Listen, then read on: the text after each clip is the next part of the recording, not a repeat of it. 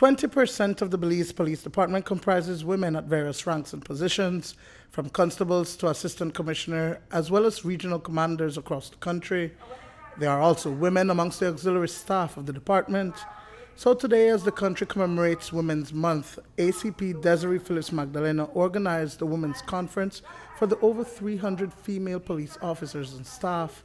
We get our women from across the country to come together, not only to network, but for us to have some meaningful discussions about matters affecting our women. We're speaking about challenges, we're speaking about some of our successes or achievements, and it needs to be heard, it needs to be spoken about. The basic challenge women face in our department, no different from other women within different organizations.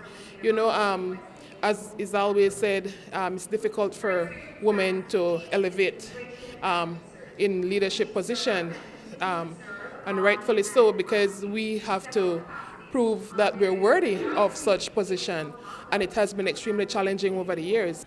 The highest rank a female police officer has acquired in the history of the department is that of Deputy Commissioner of Police. ACP Magdaleno says that she's trying to instill in women officers to continue breaking barriers and go for the top spot. Commissioner of Police Chester Williams says that he is in full support. Since taking over as chief, several female police officers have risen in ranks and have been placed in strategic locations across the country. They are in key positions, as I've said before. We have a woman in charge of the north, a woman in charge of the west, a woman in charge of the south. So every border area of our country is being manned by a female police officer who is in charge.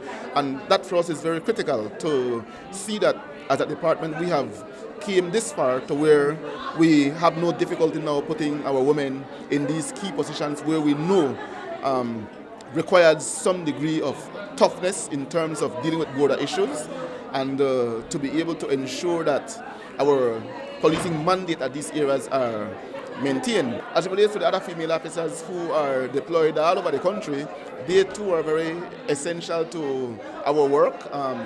Mostly you find that they are now out in the fields doing patrols, just like the males in these hot spots. So we are at a stage where the different duties in policing is not looked upon as a man's job or a woman's job, but now we can put either a man or a woman to do whatever job that we so wish for an officer to do. Also discussed during the conference is the issue of the welfare of female officers who are exposed to trauma and even providing daycare services to their young children. The question is, are we doing enough? And the answer is no.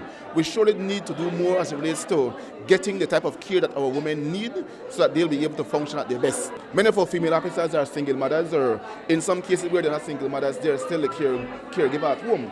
And sometimes they do find themselves in difficult situation to find babysitter to take care of the young ones. And so I think that it is only right that we look at ways and means as to how we can help them. So opening a daycare center at Raccoon Street Police Station is a way to go. So going forward, will there be an increase in women being recruited into the police department? Of course.